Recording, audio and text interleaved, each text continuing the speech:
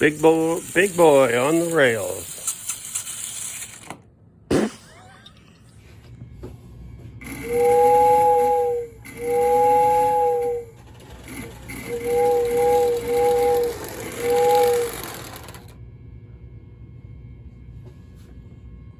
Before we get started, I want to thank you all for subscribing.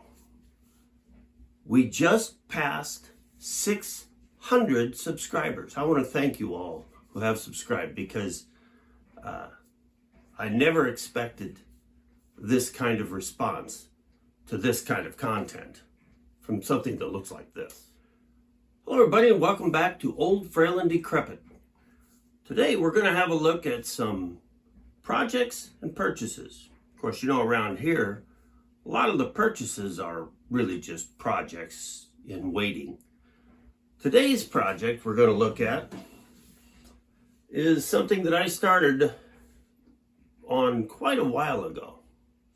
And it's going to involve these two items. Plus I've got some purchases from a recent trip that I made to a train show in Boone, Iowa at the Puffer Billy Days.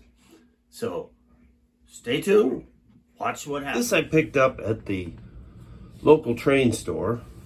And you say, but Dave, you've already got, what, 3 of them? Let me check here.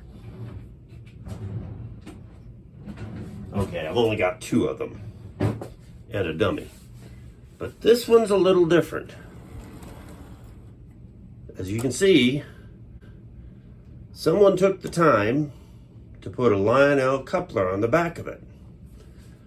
Well, a few years ago, I wouldn't have thought that would be much use because I didn't have much for Lionel compatible type rolling stock, but I do now. And when I picked it up, I told the man at the train store, hey, make me a deal. This thing really tough, really stiff rolling wheels. Don't know what it's going to take to get it to run. He says, let me see that. Give it a couple shots of electronic cleaner, spun the wheels a few times, put it on the track, and in true Marks fashion, it took off. So we still made a deal because, after all, most of his customers aren't Marks guys. This next car is one of the very few that I've ever purchased brand spanking new. Now, I went to the local Menards store, and if you've ever been in one, the train stuff that doesn't sell during the fall and winter ends up on the mezzanine up above, waiting to be brought down the next year. I'm not sure if you can read it there, but this is from the 2020 season. Didn't get any good price on it, but it is a very sharp looking covered hopper. And these little hatches all open. But it's very sharp looking. I've never seen it before. Otherwise I might have bought it before. But this was bought brand new. This is one that saw at that train show up at Boone, Iowa. And that particular train show, they didn't have very many O-gauge things, but this particular man had a table of Lionel and other stuff. But this one was like $10 or $15. And I thought, that's a very distinctive looking coal hopper, and I like the fact it's got the load in it. Of course, now it looks funny when I run it with my other coal hoppers that don't have the loads. This was picked up at that same train show, and again, $10 or $15. And these were still in their boxes. Now this one I bought particularly to run with that new Union Pacific Menards diesel locomotive that I've gotten. So that will look good with that. This I picked up at the hobby shop in Ames, Iowa. It was down behind the layout that he had in there, and he made me a deal on it. I should have just bought everything on that flat. This was the only one that really caught my eye at the start. It'll look good with my chassis system train that I've This one I picked up at the hobby shop in Omaha. He had it, I think, like $10 or $15, and it works. So that's going to look good with my other early Lionel stuff. And this is another one I picked up at the hobby shop in Omaha. I had a number of nickel plate cars and a locomotive, but I didn't have the nickel plate caboose. Well, now I do. Of course, I've already done the video on the nickel plate locomotive, but it'll show up from time to time.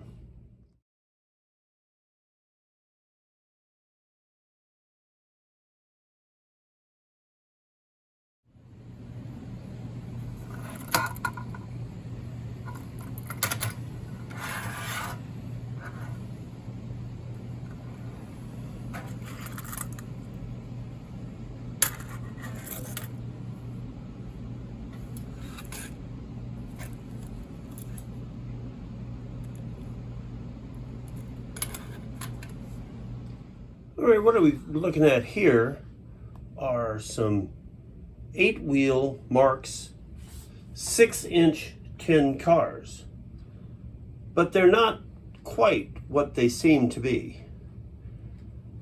These all these 6-inch cars started out as one-way couplers, and I was able to pick them up at train shows and at the local train shop, because the clip part of the one-way coupler was no longer working.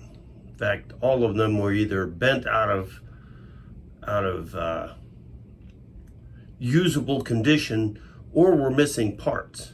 In fact, the last 3 that I got at the train shop were missing parts off of the clip part.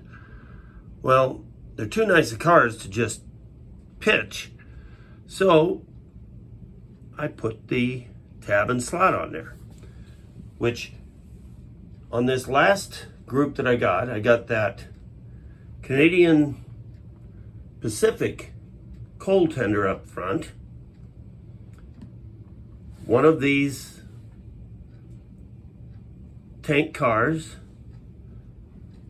this coal hopper, and just redid those the other night because they are such a neat looking little car with the 8 wheels on them. So the caboose and the other 3 cars I had gotten at the train show last year. Or, yeah, I guess it'd been last year. Walked up to the table, the guy had them there, and they were dirty and messy. In fact, this one here didn't even have a freight car body on it. It just had the frame and the wheels. So he made me a deal, and I brought them home. The ones that I just got, I got for $2 a piece because really they weren't usable in the condition they were. But as you'll see in the videos, they're usable now. These are the one-way couplers. Now this is the post part of it. Let's see if I can get it to focus here. Come on, pig. There we go. Come on. You can do it. All right, you don't want to do it. Okay, this is the post part of the one-way coupler. Very sturdy. I haven't seen any of these broken or in bad shape. These are the items that usually have the difficulty. Now these were the ones that I just took off of the new cars that I just purchased. And you can see here where they bent down this tooth to make a slot, or to make a tab, to be able to hook it up to a tab and slot.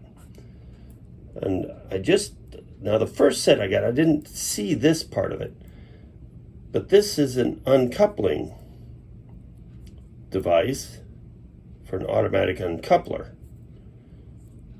And this part either wasn't on or has been broken off of the ones that I had before. But regardless, they're missing the latch part that comes across. You can see this one, they also bent it over to make a tab also. Well, I guess I got it upside down. There we go. But yeah, it was very, very complex for marks, but kind of ingenious in its own way. Not sure how well they ever work, because I've never seen one of these that was actually in working condition. But I just thought you'd like to see what these actually look like, because they aren't very common. You don't run into them very often.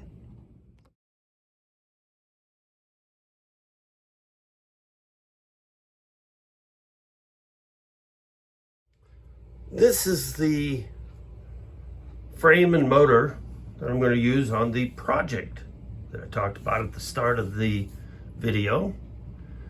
Near as I can tell, this is the frame and motor from a 44-ton switcher. Post-war.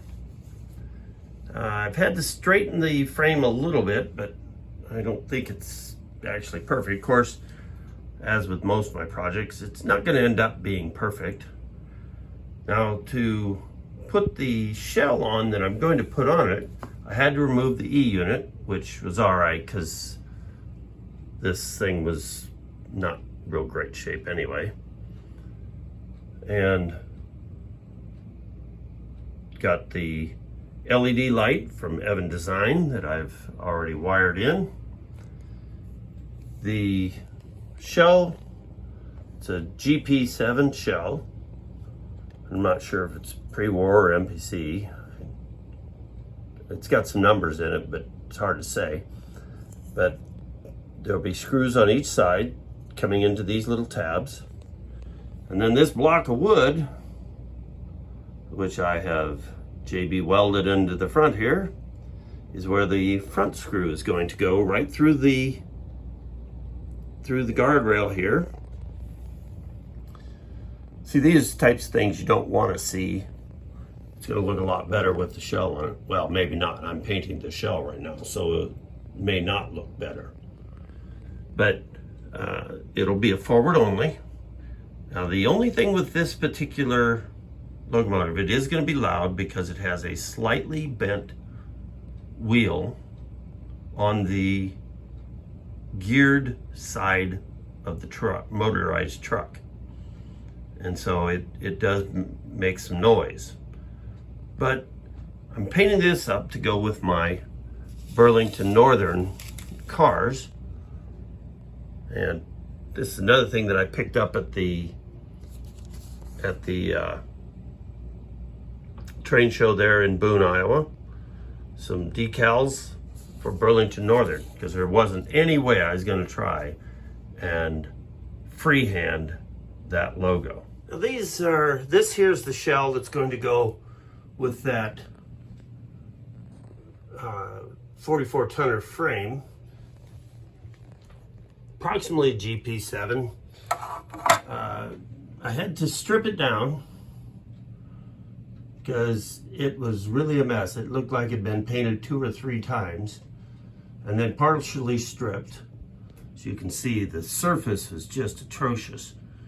But I may have to even go with like a weathered look on this. Of course, it may end up looking weathered by the time I'm done with it. But it has been shortened. Here is a MPC era chassis system, GM50. As you can see, there's quite a bit missing off the end of there. Now I had to cut a chunk off of it to size it down. I had to cut this much off. Of course, this kind of gives you an idea what kind of surface I was dealing with to begin with. But I had to cut this much off, and even with that added on, they had still cut the end of it off. So, not sure why they did that, but I got this shell in a box of train stuff that I'd gotten off a marketplace, and it was just in there loose, nothing else to go with it. So, I've had this kicking around for several years. This one's been kicking around for, probably 5 or 6 years. I actually got it for about $5. Motor runs, so that's good. So together, they are going to become a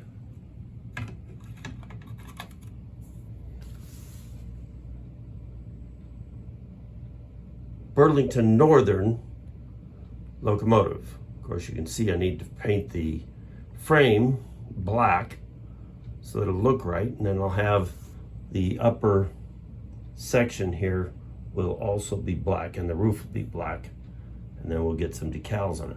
Now on the back side, I had to close that in somehow. What I had was the base from a very, very cheap Lionel tender that was just busted up. So it became the donor for a back plate. Now this will not be perfect, and when it is done, of course I will have to show it off, but from the way the look of the paint and the way everything else is turning out on this, I may have to dim the lights a little.